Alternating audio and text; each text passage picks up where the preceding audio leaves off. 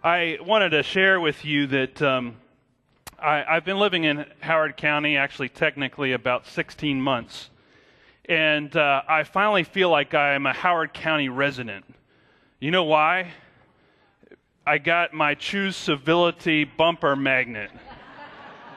So now I feel like I'm an official resident of Howard County and choose civility. And then, yet at some days I feel like my magnet should say choose senility. And then I've seen another one that other days I feel like it should say choose insanity in Howard County. In fact, Carroll County, I think I saw a bumper sticker for Carroll County that said choose insanity, live in Carroll County. So they're kind of playing off the choose civility thing.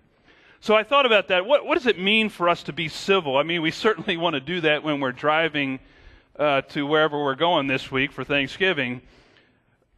I looked up the word civility, and just as a reminder, we all know the definition, I think. It says courteous and polite conduct, characterized by taste, refinement, and restraint. And I thought about that, and I thought about what it means to be civil or civilized. And we think about that, and we're probably all going to be very civil around the Thanksgiving table on Thursday, aren't we? All those extended family members are going to come into town, and we're all going to choose to be civil around that table and to eat together. Although on the inside, some of us on the inside might be saying, I can't wait to get out of here. Some of you know what I'm talking about. So it's possible, what I'm suggesting is it's possible for us to be civil and yet not loving, right?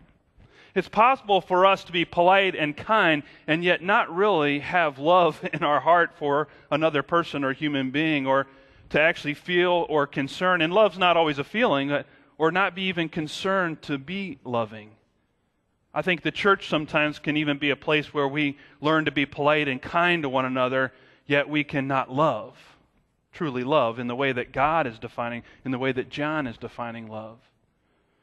And so what John is saying to us is it's not about being civil, it's about being loving. It's not about being polite, it's about sacrificially loving one another and caring for one another. John goes on and he defines that perfect love is defined again, just similar to what he said in chapter 3 last week we looked at. John chapter 4, he's saying it again. In this is love, not that we loved God, but that he loved us and sent his Son to be an atoning sacrifice for our sins.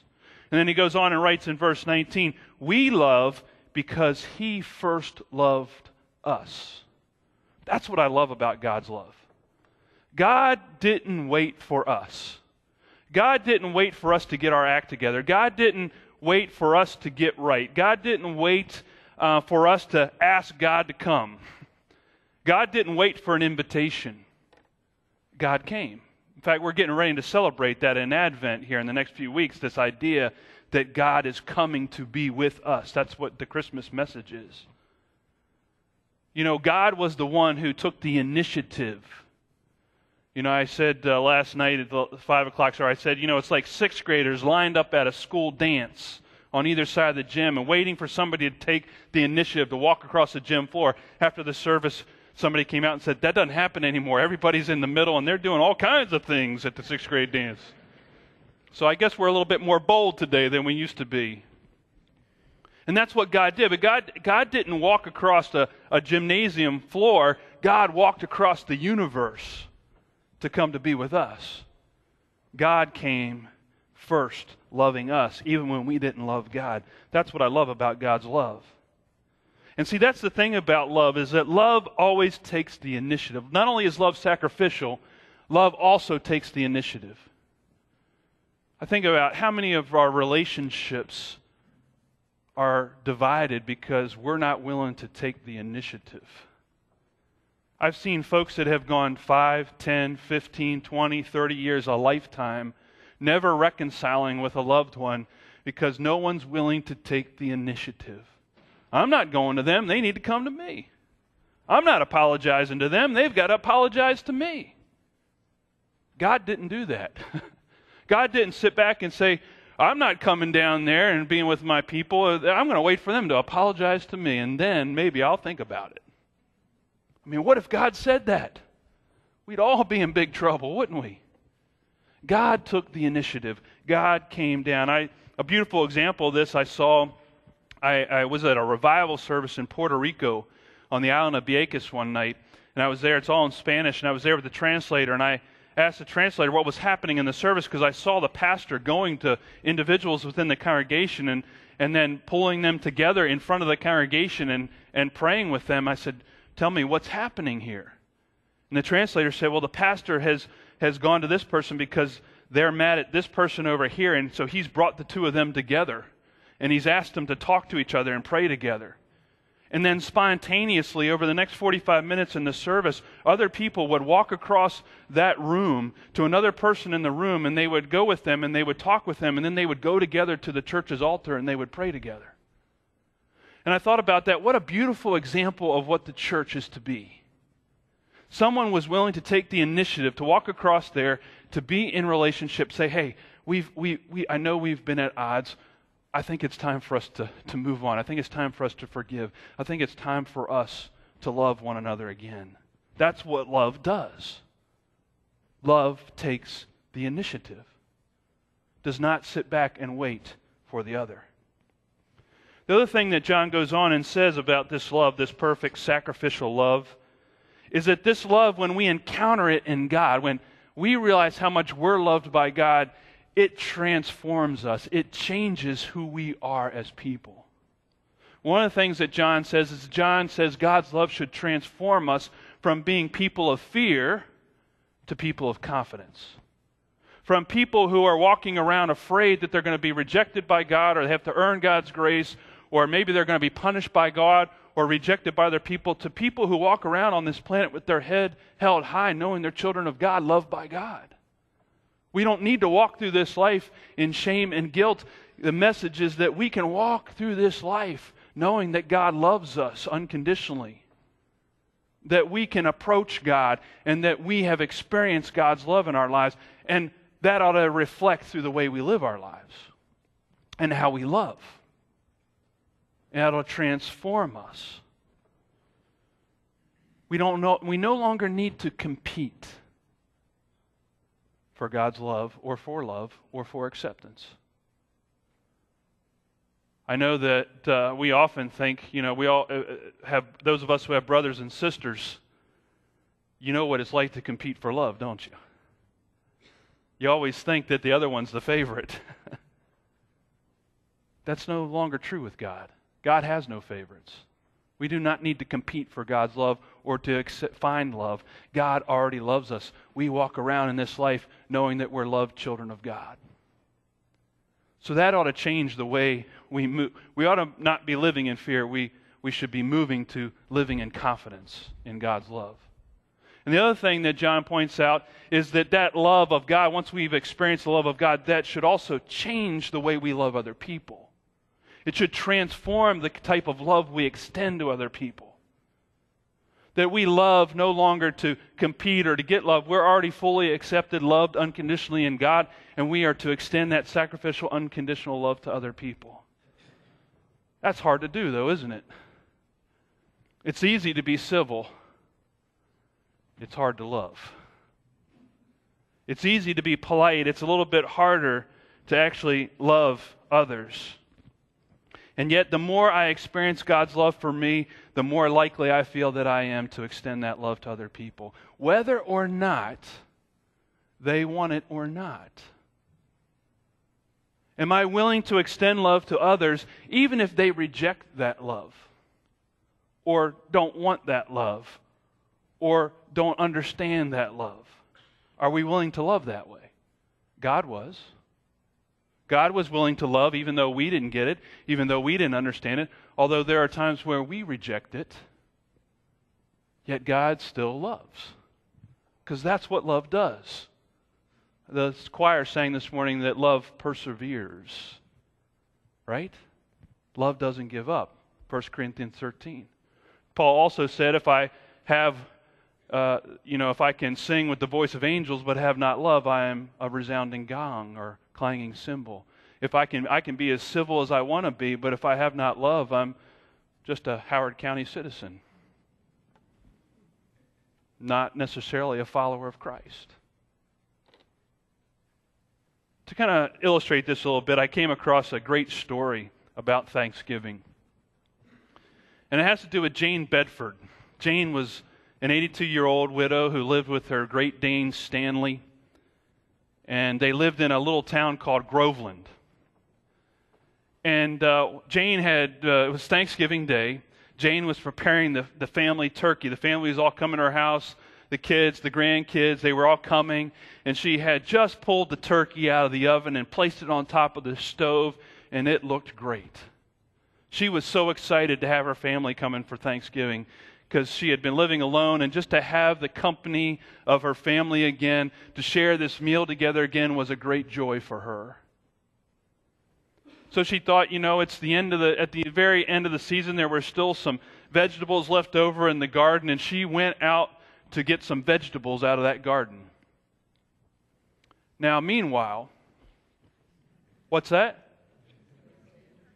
No, don't jump ahead of me in the story. Stick with me, all right? I tell you, rough audience here this morning, I'm telling you. So she goes out into the garden. Now, there was another fella in that town. His name was Johnny. And Johnny was a drug addict, and he was also a local petty thief. And he drove a truck with a camper on the back of it. And what Jane didn't notice is that truck was parked along the dirt road just near her lot. And Johnny it was Thanksgiving Day, so this was a good day for Johnny, because as a thief, this was a day when people left their homes to go visit relatives, and so homes were empty, and he would sneak into the homes, and he would see what he could find that he could sell to make some cash. So as he saw Jane slip out into the garden, Johnny slipped out of his truck, parked his truck, slipped out of his truck, got into Jane's house and began to look around, and didn't find much of anything in Jane's house that was worth anything. He heard Jane making her way back in the house, so he went into another room, opened up the window, popped out the screen, slid out the screen window, and hid on the side of the house before he could, waiting for the perfect time to make a break for his truck. Meanwhile, as his truck was sitting there on the dirt road, another guy named Gary Walden, who was a drifter, had come to Groveland and stayed with a friend. And that friend invited him to come there and see if he could work things out, and he stayed there for a week, and he realized Groveland wasn't for him. So he had decided he was heading out of town that day, and he was going to go to another town. And he was walking down that dirt road to head out of town, and he came across this pickup truck with the motor still running. And he thought to himself, why should I walk when I can drive? So Gary slipped in behind the wheel of Johnny's truck. Now, meanwhile, Johnny's on the side of the house waiting to make a break for his truck. Jane enters into her house and walks into her kitchen and says, "Where's my turkey? Where did my turkey go? Who took my turkey?" And at the same time, she heard the engine revving in the truck out back. She grabbed her husband's old shotgun, headed out the back door of her house, and aimed it up towards the truck. Now, fortunately, her husband, who had passed away, had took out the firing pin in the shotgun because he knew about her temper. And she couldn't get off a shot as the truck bolted away down that dirt road. And all she yelled out was, "Turkey thief!" Mad and upset. Johnny's still hiding on the side of the house, wondering if it's safe. And it's not. Jane goes back in the house. She calls 911, and she calls up, and the operator answers, "This is 911, operator. How can I help you, ma'am?" He says, "They got my turkey. They took my turkey. My family's coming for dinner. My grandchildren are coming over, and they took my turkey, and that Great Dane of mine just hid in his doghouse. You got to help find my turkey." And he said, "Ma'am, just settle down. Now, where do you think your turkey is?" "I don't know. They took it." "Well, where do you live?" And so she got the description of the truck. Call goes out. Now, the officer who answers the call recognized the truck. They had had run-ins with Johnny before. So he parked his cruiser along Highway 20 heading outside of town, knowing that that truck was probably going to come by him. And as he got his cruiser there, he parked, he thought about Jane and what she was going through that day, and all they got was an APB for a turkey. So he sat down in his cruiser, and he had a few moments. He figured, he called home, and he says, "Hey, how's everything going?" And his wife says, "Oh, everything's going well. Everybody's starting to come. When are you coming home for dinner?" And he says, "Well, I don't think I'm going to make it on time." I said, "I'm stuck here in Groveland. We got a situation here that I've got to deal with and take care of. I'm going to be late. So I'm not going to make Thanksgiving meal." And she says, "Well, okay." And he says, "Can you do me a favor?" She says, "What?" He said, "Can you wrap up the turkey and bring it up here to Groveland?" And there was silence on the other end of the line. And then she said, "Are you crazy? I've got people coming into our house. What am I going to feed them? I've got everything ready. You want me to bring a turkey up to Groveland?" He says, "I don't have time to explain. Please, just wrap up the turkey and bring it up to me here in Groveland.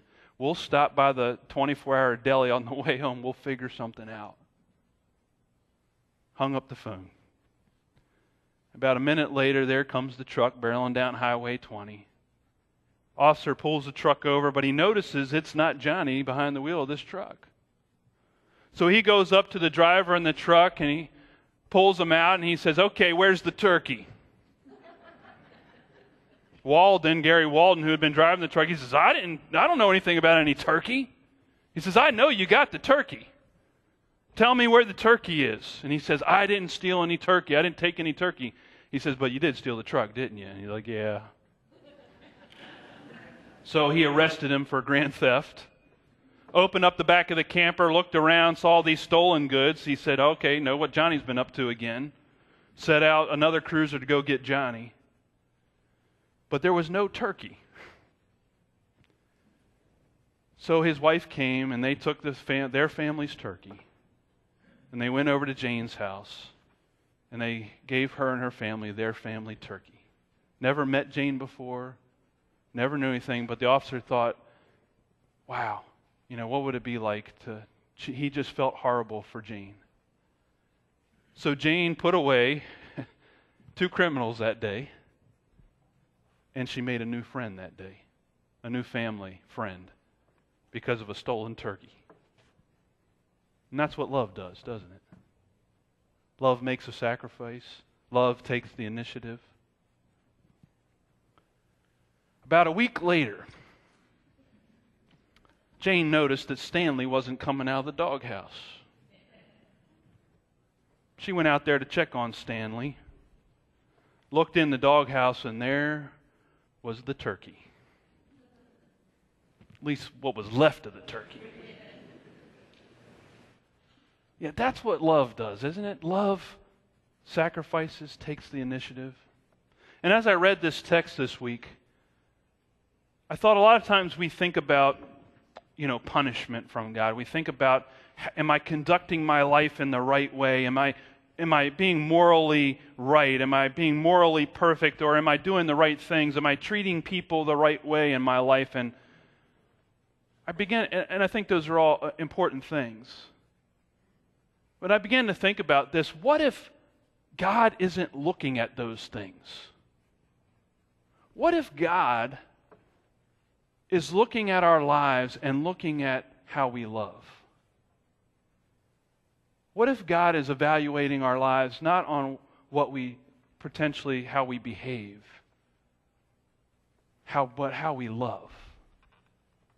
What if God looks at us that way? What would our lives say? So I've got a new bumper sticker for Howard County.